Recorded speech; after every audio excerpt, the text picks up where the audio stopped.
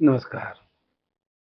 आज आपके बीच में एक नए टॉपिक के साथ हमारे भतीजे श्री सिद्धांत गुप्ता और मैं सीए कन्हैयालाल गुप्ता आप लोग के बीच में आए हैं कुछ अहम जानकारियां लेकर। और ये जानकारी का जो सब्जेक्ट मैटर है आज जीएसटी के ऊपर है।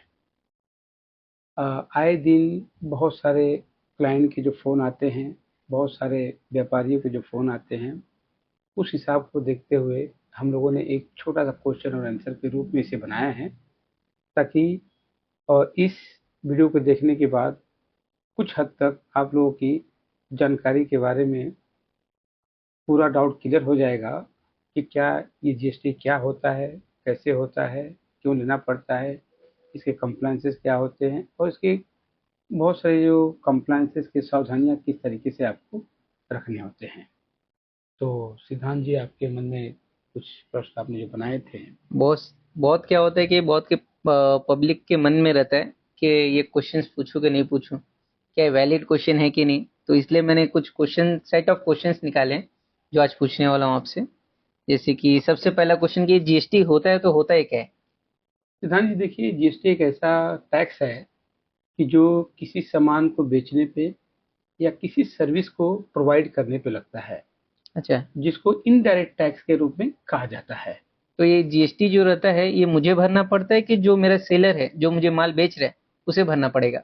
देखिए, जब भी कोई सामान आप लेते हैं या किसी भी तरीके का सर्विस आप लेते हैं या आप देते हैं, तो जो सर्विस देता है और जो सामान को बेचता है, वो जीएसटी को कलेक्ट करेगा और जो कलेक्ट करेगा वही उनको गवर्नमेंट में पे करना होता है। मतलब अल्टीमेट मेरे पॉकेट से ही जाएगा। आपके कस्टमर के पॉकेट से ही जाएगा। ओके, हाँ, कस्टमर तो के पॉकेट। बिजनेसमैन को लोड नहीं है, खाली वो मिडिल मैन का नहीं, काम इसमें कर रहे कोई हैं। लोड नहीं है। यहाँ से लेना है वहां देना अल्टीमेट है। इंडिविजुअल जो होता है, हम्म। अल्टीमेट जो कंज्यूमर होता है, हाँ। उसके लिए ही ये नुकसान है। नुकसान इन द सेंस कि जब तक आप देंगे नहीं तो नेशन का बिल्डअप नहीं होगा। जैसे बहुत हाँ। सारे केसेस में क्या होता है कि जो व्यापारी लोग रहते हैं वो हम्म, बोलते हैं अरे जीएसटी भी मुझे ही बेयर करना है। नहीं नहीं नहीं नहीं, उनको जेब से कुछ नहीं भरता है। हम्म। लेकिन उसके अंदर भी बहुत सारे तरीके हैं। आपके प्रश्न पहले होने दीजिए, उसके अंदर भी जो टेक्निकल चीजें हैं मैं बताऊंगा आपको। Okay okay. कैसे बड़े बिजनेसेस लोगों को ही जीएसटी लेना पड़ता है कि स्मॉल वेंडर्स भी ले सकते हैं। देखिए सिद्धांत जी, ऐसा है कि लगभग लगभग जो मैंने देखा है, हम्म। जीएसटी दो तरीके से वो ले रहे हैं आजकल। एक होता है कि मान लीजिए कि अगर आप कुछ ऐसे बिजनेस करना चाहते हैं जिसमें जीएसटी कंपलसरी है, या कहीं वेंडर रजिस्ट्रेशन करवाना है, या कहीं इम्पैनलमेंट करना है, या किसी गवर्नमेंट वेबसाइट पे आपको रजिस्ट्रेशन करवाना है, ओके। तो उस कंडीशन में क्या होता है कि आपके टर्नओवर को न देखते हुए आप तुरंत ही जीएसटी नंबर निकाल लेते हैं। ठीक है, ओके। तुरंत जीएसटी नंबर निकाल लेते हैं। दूसरा होता है कि उसमें थ्रेशोल्ड लिमिट बताई गई है। हम्म। ठीक है, उस थ्रेशोल्ड लिमिट में क्या है कि अगर आप किसी भी प्रकार का सामान बेचते हैं, हम्म। गुड्स बेचते हैं, हम्म। उस कंडीशन में आपको 40 लाख का लिमिट दिया गया है। ओके। सर्विस के लिए अलग है। हाँ, वही बता रहे हैं कि जब आप दूसरे तरफ आते हैं हम्म। कि मैं सामान भी बेचता हूँ और मैं सर्विस भी देता हूँ। हम्म। जैसे मान लीजिए कि बहुत लोग लिखते हैं कि सेल्स एंड सर्विसेज, जैसे टीवी के टीवी सर्विस के में हो। केस में हो गया, कुछ रिपेयरिंग के केस में हो गया, किसी हम्म। भी तरीके का ऐसा काम होता है जिसमें गुड्स और सर्विस दोनों जब इंक्लूड होता है, हम्म। तो उसकी लिमिट 20 लाख रुपए है। ओके। जैसे आप 20 लाख क्रॉस होते हैं या जैसे वहाँ 40 लाख क्रॉस होते हैं, हम्म। तो आपको जीएसटी निकालना कंपलसरी हो जाता है। ओके, तो ये जीएसटी रजिस्ट्रेशन तो जैसे कंपलसरी है कि नहीं ये तो क्वेश्चन था। तो हाँ। कंपलसरी तो नहीं है, रिक्वायरमेंट बेस में है। यस। एक तो कंपलसरी तब होगा जब मेरी थ्रेशोल्ड लिमिट क्रॉस होगी। तो बिल्कुल सही। थ्रेशोल्ड लिमिट क्या है। थ्रेशोल्ड लिमिट मैंने जैसे बताया कि अगर आप किसी गुड्स को बेचते हैं हाँ। तो 40 लाख का लिमिट है। Okay okay. लेकिन जब किसी गुड्स के साथ आप सर्विस प्रोवाइड करते हैं, हम्म। उस कंडीशन में 20 लाख रुपया है। तो अच्छा, एक और क्वेश्चन था जी। बहुत पब्लिक बोलते हैं कि भाई 18% जीएसटी, 5% जीएसटी, 12% जीएसटी, ये मेरे लिए बहुत बड़ा अमाउंट है। हम्म। इतना पैसा मैं पार्टी से कलेक्ट नहीं कर सकता हूँ, बेच नहीं सकता हूँ। तो उस स्कीम के लिए कोई समाधान स्कीम भी है, कंपोजिशन स्कीम देखिए, ऐसा कुछ। समाधान स्कीम के कुछ कंडीशन है। ओके। कंडीशन कैसे है कि मान लीजिए अगर आप किसी तरीके का ऐसा बिजनेस कर रहे हैं, हम्म। जैसे आप किराने की दुकान कर रहे हैं। हम्म। ठीक है, किराने की दुकान में आपके लिए संभव नहीं है कि आप किसी एक कस्टमर को जैसे 5 आइटम आपने दे दिया, तो उस 5 आइटम में आपको ये पता नहीं चल रहा है कि कौन सा स्टॉक में से कौन सा आइटम गया। ग्राहक को बिल आपने अलग अलग बनाया नहीं, सिर्फ आपने जोड़ दिया कि ठीक है आपका इतना इतना आ गया। उस कंडीशन में अगर आपको कुछ भी समझ में नहीं आ रहा है तो उस कंडीशन में आप कंपोजिशन स्कीम ले सकते हैं, जिसको समाधान स्कीम कहते हैं। लेकिन याद रहे उस स्कीम में आप जितने भी टर्नओवर करेंगे उसका 1% जो किराने की दुकान है, नॉर्मल ट्रेडिंग करते हैं उनके लिए 1% आप उसको पे कर सकते हैं। लेकिन इसके अंदर सर्विस सेक्टर भी इंक्लूड है, लेकिन उसके अंदर कंडीशन है कि अगर आप सर्विस भी प्रोवाइड करते हैं और आप चाहते हैं कि मैं बिल प्रॉपर नहीं बना पाता हूं, मैं मेंटेन नहीं कर पाता हूं, मैं प्रॉपर तरीके से बिल इश्यू नहीं कर पाता हूं, उस कंडीशन में अगर आपके 50 लाख के टर्नओवर होते हैं तो आप फ्लैट 6% पे करके भी अपना काम चला सकते हैं। ओके, मतलब अगर मैं प्रॉपर रिकॉर्ड नहीं मेंटेन कर पाऊंगा और ज्यादा मुझे आइडिया नहीं है, तो ये स्कीम उन लोग के लिए ठीक है, जहाँ पे आपको प्रॉपरली बिल करना डिफिकल्ट होता है, तो उस जगह पे आप कर सकते हैं। अच्छा, जैसे कि क्या होता है कि जैसे पैन कार्ड एक होना चाहिए, ठीक है, 2 पैन कार्ड है तो उसके लिए अलग से पेनल्टी। तो क्या जीएसटी के भी यही हिसाब है कि एक ही मेरा जीएसटी होना चाहिए? मैं चाहता हूँ कि एक बिजनेस के लिए मेरा अलग जीएसटी हो, दूसरे बिजनेस के लिए अलग जीएसटी, तो इसके लिए कुछ किया जा सकता है? नहीं, इसमें कोई लिमिट नहीं है। अगर आप चाहते हैं कि मैं 4 जीएसटी निकालूं सेम स्टेट में और आपके नेचर ऑफ एक्टिविटी अलग है, आपके कारोबार अलग है, और आप चाहते हैं कि सारे अकाउंटिंग अलग हो, सारे चीज का बुक्स ऑफ अकाउंट में अलग मेंटेन करूं, सारे हिसाब किताब अलग रहूं, तो आप 4 जीएसटी निकाल सकते हैं, कोई प्रॉब्लम नहीं है उसके अंदर। इससे क्या होगा कि मेरा बाइफर्केशन बराबर रहेगा? बाइफर्केशन बराबर रहेगा। आप अपने डिवीजन के हिसाब से, जिसको सेगमेंट टाइप बोलते हैं, उस सेगमेंट के हिसाब से भी आप उसे प्रॉपर तरीके से कर सकते हैं। कितना ये सेगमेंट में कुछ प्रॉफिट हो रहा है कि नहीं मेरा, ये सेगमेंट में मेरा क्या हिसाब चल रहा है वैसे। अच्छा, ये तो बात होगी अपनी। तो जीएसटी रजिस्ट्रेशन जैसे हम बात करें, तो जीएसटी रजिस्ट्रेशन लेने के बाद हमें क्या करना पड़ता है? देखिए, क्या सिर्फ नंबर लेना ही है कि उसके बाद भी कुछ आगे प्रोसेस है? देखिए, ऐसा है कि जब एक बार आपको जीएसटी नंबर मिल जाता है तो सबसे पहले ये करना पड़ता है कि जिस जगह पे आपने अपने रजिस्ट्रेशन को दिखाया है, जिस जगह पे दुकान करना चाहते हैं, गोडाउन करना चाहते हैं, या शोरूम या जो भी सुपरमार्केट करना चाहते हैं, तो सबसे पहले आप जैसे जीएसटी नंबर आता है तो आप जो भी आपकी शॉप है, दुकान है, वहां पे पहले बोर्ड लगा दीजिए। ओके, ठीक है, बोर्ड लगा के नाम, जीएसटी नंबर और एड्रेस आपके होने कंपलसरी है। Okay, first thing. Second thing, आपके बैंक अकाउंट जो खोलेंगे उसको 30 दिन के अंदर, या तो जो आपका फर्स्ट रिटर्न जब भरने जाएंगे उसके पहले बैंक अकाउंट आपके जीएसटी पोर्टल पे अपडेट होना चाहिए। ओके, हाँ, ये 2 चीजें तो मस्ट है जो आपको करने हैं। और कभी कभी आप देखे होंगे कि बहुत सारे, जब आजकल कैसे हो रहा है कि जब नंबर तो दे रहे हैं आपको, नंबर देने के बाद क्या होता है कि फील्ड ऑफिसर आते हैं जो जीएसटी डिपार्टमेंट से होते हैं, वो आकर चेक करते हैं कि आपने जो जीएसटी नंबर लिए हैं वो प्रॉपर है कि नहीं, बराबर जगह पे आपकी दुकानें हैं कि नहीं, प्रॉपर तरीके से आप फुलफिल कर रहे हैं, जो आगे चेक करते हैं। और उसमें भी अगर आपके बोर्ड नहीं मिले तो उनको राइट है कि वो 50,000 तक आपको पेनल्टी लगा सकते हैं। इस बात को ध्यान रखना है। लेकिन नॉर्मली क्या होता है, शुरुआत के दौर में गवर्नमेंट बहुत सारे कोऑपरेट करती हैं, बहुत सारे ऐसे ऑफिसर हैं जो इस बात को समझते हैं कि नहीं, वो पर्सन अभी नए नए जीएसटी लिए हैं, तो बहुत अच्छी तरह समझाते भी हैं, बताते भी हैं कि किस तरीके से आपको सब कुछ करना है। ओके, अगर मेरा एग्जिस्टिंग बिजनेस है, पहले से बिजनेस है और मेरा सिर्फ थ्रेशोल्ड लिमिट क्रॉस हुआ है, तो मेरी पुरानी बोर्ड जो है, तो क्या वो पुराना बोर्ड मुझे चेंज करना होगा या फिर जीएसटी नंबर खाली लिख दूंगा तो चलेगा? नहीं, बस जीएसटी, देखिए वो डिपार्टमेंट करना यह है कि जो भी जीएसटी नंबर आपका लिया गया है, अगर कोई ऑफिसर, कोई डिपार्टमेंट के लोग आके देखना चाहे तो इजीली वो डिफाइन कर सके, इजीली आपकी दुकान तक पहुंच सके, आपके गोदाम तक पहुंच सके, ताकि ये पता चला कि जीएसटी नंबर इन्हीं का है, ये बोर्ड लगा हुआ है और ये जीएसटी होल्डर है। ओके, अच्छा, बहुत टाइम हमें सुनने आता है कि कोई जीएसटी ऑफिसर आ गया, जैसे यहाँ तो थोड़ा कम होता है, पर गांव साइड में क्या होता है कि जीएसटी ऑफिसर आ रहे हैं तो बहुत लोग अपना दुकान सब बंद करके साइड हो जाते हैं, तो क्या ये गलत है या सही है? देखिए, ऐसा है कि पहली बात तो आप अपना काम सही कीजिए। बराबर। अगर डिपार्टमेंट के कोई लोग आए हैं तो कोई गलत तरीके से नहीं आएंगे। राइट, ठीक है ना, तो आपको जरा भी डरने की जरूरत नहीं है। अगर आपका प्रॉपर फाइलिंग है, प्रॉपर डॉक्यूमेंटेशन है, प्रॉपर आपका बुक्स ऑफ अकाउंट है, प्रॉपर तरीके से बिजनेस कर रहे हैं, तो कुछ जरा भी डरने की जरूरत नहीं है। क्योंकि मैं भी आए दिन बहुत देखता हूँ कि जैसे कोई मार्केट में आ गए हैं तो लोग फटाफट अपनी दुकानें बंद कर देते हैं, दुकानें बंद करके चले जाते हैं। नहीं, मत कीजिए ऐसे। ऐसे क्यों कर रहे हैं आप? आप अपने बुक्स ऑफ अकाउंट, अपने टैक्स कंसल्टेंट से बात कीजिए। सारे बुक्स ऑफ अकाउंट मेंटेन है, सारे इनवॉइसेस प्रॉपर है, जब सब कुछ बराबर तो जाने की जरूरत नहीं है। और देखिए, कोई भी गवर्नमेंट ऑफिसर, चाहे जीएसटी डिपार्टमेंट हो चाहे कहीं भी हो, ऐसे किसी भी दुकान में नहीं जा सकते हैं। ओके। उनके प्रॉपर अथोराइजेशन होते हैं कि किस कारण से वो आए हैं। ओके। और आपके बंद करने से प्रॉब्लम सॉल्व नहीं होगा। हाँ, वो नेक्स्ट डे भी आ सकते हैं। आपके बंद करने से क्या होगा? अगर उनको इंक्वायरी करना है और प्रॉपर तरीके से लीगलिटी है तो आज नहीं तो कल आएंगे, और नहीं भी आएंगे तो वो लेटर देकर करवाएंगे। बराबर। तो बंद करना समाधान नहीं है। बस कोशिश कीजिए कि आप अपने प्रॉपर बुक्स मेंटेन कीजिए, प्रॉपर फाइलिंग कीजिए, प्रॉपर समय समय पर टैक्स कंसल्टेंट से राय विचार विमर्श करते रहिए। ओके, तो ये तो अपना हो गया बात फील्ड विजिट के लिए। अच्छा, एक क्वेश्चन था कि जैसे जीएसटी हमने ले लिया, ठीक है, तो क्या उसके बाद भी कुछ हमें कुछ करना है? जैसे एक तो आपने बता दिया नेम बोर्ड लगाना है, यस। दूसरा हमें करना है अपना बैंक अकाउंट ओपन करना है, तो क्या इसके बाद भी कुछ करना है?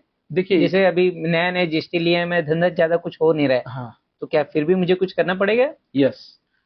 देखिए, अगर एक बार आप जीएसटी ले लेते हैं तो आपको उसी मंथ से, सपोज मान लीजिए फॉर एग्जाम्पल के तौर पे अभी फरवरी का मंथ चल रहा है, मैंने आज या कल में एक जीएसटी नंबर ले लिया, ठीक है, तो इसके रिटर्न फाइल करने की जो डेट होती है, दो रिटर्न फाइल होते हैं नॉर्मली, एक जीएसटीआर 1 होता है और एक जीएसटीआर 3 भी होती है। ओके। जो मंथ वाइज चलते हैं और कभी कभी क्वार्टरली भी रहते हैं। ओके। तो जब आप नंबर ले लेते हैं, तो मान लीजिए फरवरी में आपने नंबर लिया, तो मार्च में आपको 11 के पहले, 11 तारीख के पहले उसके रिटर्न जीएसटीआर 1 फाइल करने पड़ते हैं और 20 तारीख के पहले जीएसटीआर 3 भी फाइल करना पड़ता है। ये उन लोगों के लिए जिसका मंथली फ्रीक्वेंसी हो। ओके। जो क्वार्टरली में आते हैं उनको 13 तारीख का जीएसटीआर 1 का डेट रहता है और 22 का जो रहता है जीएसटीआर 3 भी रहता है। ओके। तो आपके बिजनेस कोई भी इररिस्पेक्टिव ऑफ योर बिजनेस, आपको उसके रिटर्न हर मंथ फाइल करने हैं। अगर कोई भी ट्रांजेक्शन नहीं है तो नील तरीके से उसको फाइल कीजिए। मतलब अल्टीमेट मुझे बताना है यस कि मेरा कोई धंधा हुआ कि नहीं हुआ। बिल्कुल। ओके, ठीक है। अच्छा, बहुत सारे कैसे रहते हैं कि फ्रीलांसर्स रहते हैं, जैसे मैं फोटोग्राफी वाला कोई पर्सन है, उन्हें हमेशा तो ऑर्डर मिलते नहीं है, पर कभी कभी शादी में कुछ फेस्टिवल ऐसे रहते हैं जिसमें ऑर्डर अच्छे मिल जाते हैं, तो टर्नओवर 20 लाख के ऊपर क्रॉस हो जाता है। सर्विस कैटेगरी में आते हैं तो 20 लाख के ऊपर क्रॉस हो जाती है, तो क्या उनको भी वन टाइम क्रॉस हुआ तो भी जीएसटी लेना पड़ेगा कैसे? Of course. ओके। अगर ड्यूरिंग द फाइनेंशियल ईयर में किसी भी समय आपका थ्रेशोल्ड लिमिट पूरा हो जाता है, तो जैसे थ्रेशोल्ड लिमिट पूरा होता है आपको जीएसटी नंबर निकालना चाहिए। ओके। हाँ, तो जिस दिन से जीएसटी नंबर आप निकाले हैं उस दिन के बाद आपको आपके रिटर्न वगैरह फाइल करने पड़ेंगे विथ बिल वगैरह जो भी आप इश्यू करेंगे। ओके, तो ये तो हो गए विथ रिस्पेक्ट टू सर्विस वाले। अच्छा, बहुत समय क्या होता है कि जो नए नए छोटे छोटे जो ये रहते हैं पर्सन रहते हैं, वो क्या सोचते हैं कि मैं चाहता हूँ कि घर से मैं थोड़ा कुछ बिजनेस करूँ, थोड़ा कुछ क्लाउड किचन करके डालूं, कोई मीशो पे फ्लिपकार्ट पे यहाँ रजिस्टर करने की कोशिश कर रहा हूँ, तो क्या उसके लिए भी जीएसटी मैंडेटरी है कैसे है? सिद्धांत, देखिए ऐसा हो गया है आज के टाइम पे कि बहुत सारी यंग जनरेशन बहुत टाइप के बिजनेस करना शुरू कर दिए हैं। हाँ, जिसपे फ्लिपकार्ट पे लोग रजिस्ट्रेशन करवा रहे हैं, अमेजोन पे करवा रहे हैं, मीशो पे करवा रहे हैं, और भी बहुत सारे ऑनलाइन प्लेटफॉर्म आ गए हैं जहाँ पे वो रजिस्ट्रेशन करके ऑनलाइन अपने गुड्स को बेच रहे हैं। ओके, ठीक है। इस कंडीशन में आपको कंपल्सरी लेना है। ओके। जब तक आपका जीएसटी रजिस्ट्रेशन नहीं होगा तो ये सारे प्लेटफॉर्म आपका रजिस्ट्रेशन मतलब वेंडर रजिस्ट्रेशन नहीं करेंगे। ओके, स्टेज 1 पे रोक दिया जाएगा, आपको लेना पड़ेगा। ओके। क्योंकि आपको किसी भी तरीके का ऑर्डर आ सकता है, तो यहाँ इस कंडीशन में आपको रजिस्ट्रेशन लेना कंपलसरी हो जाता है।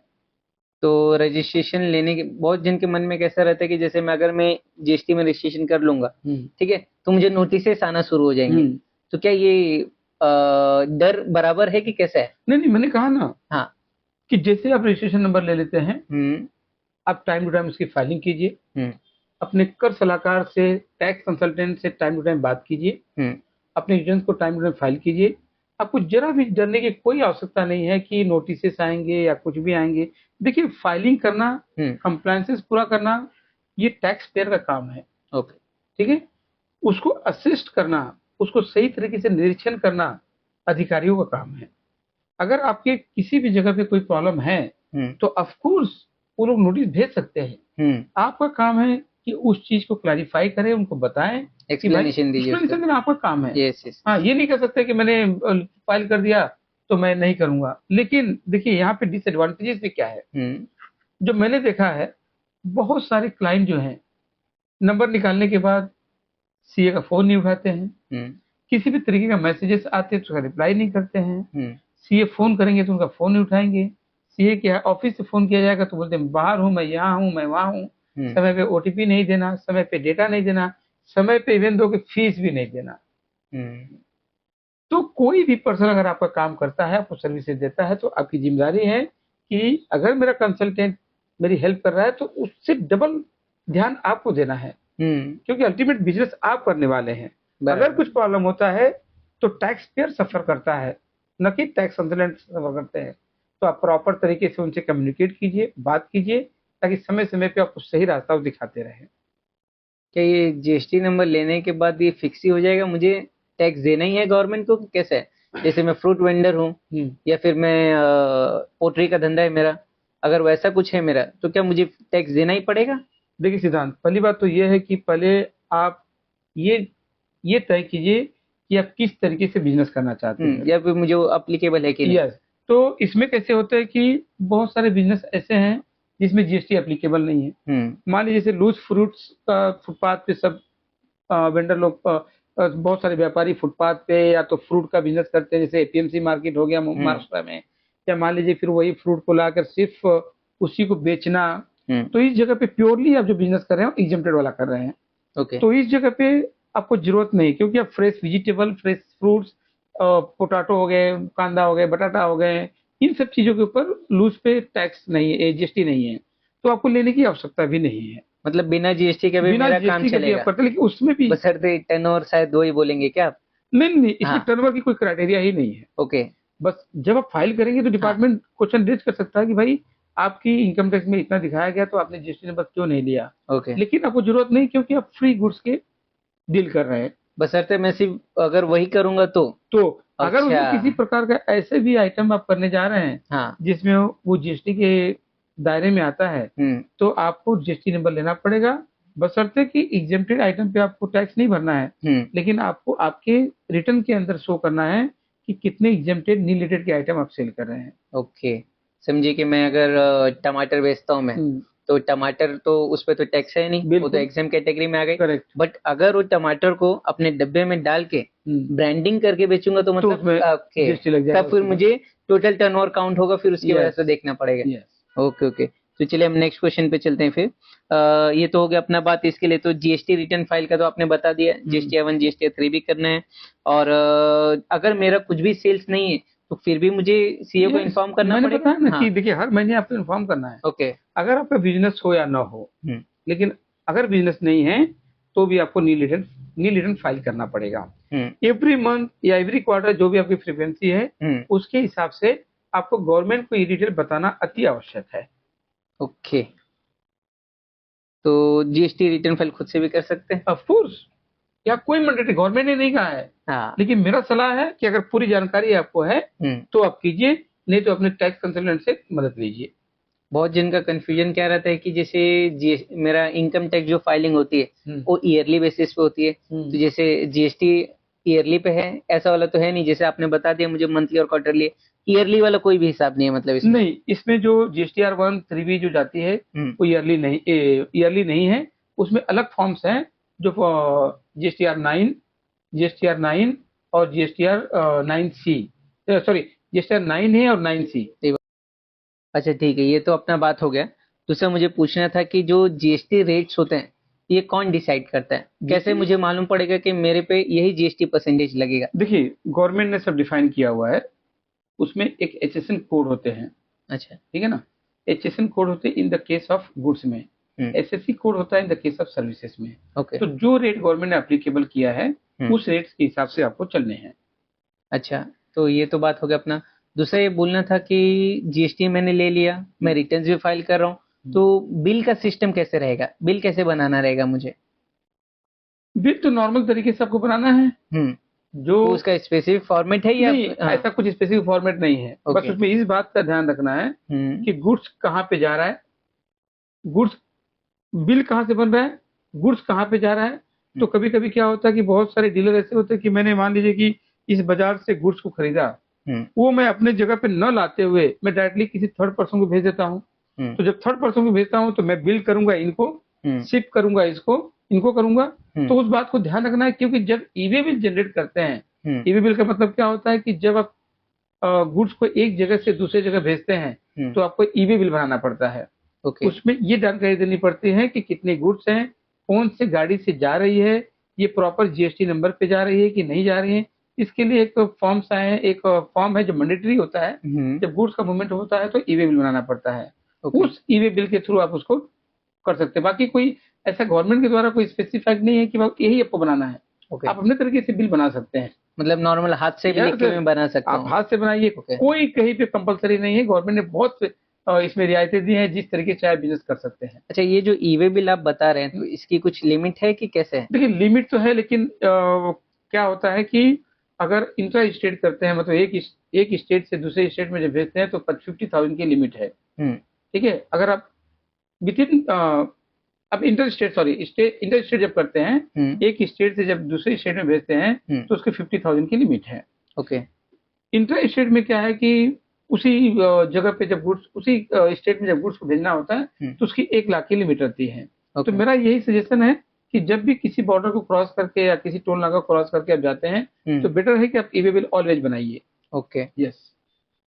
अगला क्वेश्चन अपना आ जाता है कि जैसे इतना तो बात हो गया अपना, तो सुन के तो लगता है कि थोड़ा कॉम्प्लिकेटेड है जीएसटी, तो क्या एक्चुअल पिक्चर यही है कि नहीं? देखिए टेक्निकली देखा जाए तो कॉम्प्लिकेटेड है। ओके। क्योंकि अगर आपको सही जानकारी नहीं है और अपने समय समय पे अपने टैक्स कंसल्टेंट से आप राय विचार विमर्श नहीं करते हैं तो उसमें टेक्निकल है। ओके। हाँ, तो आप जो जीएसटी के नियम है उसको पालन कीजिए और समय समय पे अपने टैक्स कंसल्टेंट से बात कीजिए, तो सारे रास्ते आपको बताएंगे। मतलब सीए के साथ बात करके कोऑर्डिनेट करके, हाँ, टैक्स कंसल्टेंट हो, एडवोकेट हो, जो उनकी एक्सपर्ट हो, जो उनको जिस जगह पे उनका कम्युनिकेशन हो, आप किसी से भी बात कर सकते हैं। तो दोनों मिलके मैनेजेबल कर सकते हैं। Yes yes yes. अब हमारा बात हो गया कि जीएसटी नंबर लेना ठीक है, रूल्स एंड एप्लीकेशन पता कर लिया हमने, कब लेना चाहिए कब नहीं लेना चाहिए, क्या क्या डू एंड डोंट्स हैं, तो ये तो हो गया। अब समझिए फ्यूचर में अब मुझे जीएसटी की रिक्वायरमेंट नहीं है, मैं चाहता हूँ कि अब जीएसटी में बंद कर दूं, तो क्या ये कर सकता हूँ मैं? हाँ, आप कर सकते हैं। ओके। बशर्ते कि आपको इस बात का ध्यान रखना है कि अगर आपके पोर्टल पे कोई आईटीसी पड़ा हुआ है, ओके, आपकी गोडाउन में, आपकी दुकान में या कहीं पर भी कुछ गुड्स रखे हुए हैं या किसी भी तरीके के, वो सारे ब्यौरा आप देंगे। ओके। और कैंसिलेशन के लिए एप्लीकेशन देंगे। इस फॉर्म्स को जो भी नोडल ऑफिसर या जो भी जुडिशनल ऑफिसर रहेंगे वो चेक करेंगे। अगर उनके हिसाब से सब कुछ बराबर है तो उसे कैंसिल किया जा सकता है। लेकिन आपको ये भी ध्यान रखना है, सिर्फ उतना ही जरूरी नहीं है, एक कैंसिलेशन होने के बाद आपको फॉर्म 10 भी भरना है। ओके। जो रेगुलर बेसिस में आते हैं। ओके। ठीक है ना?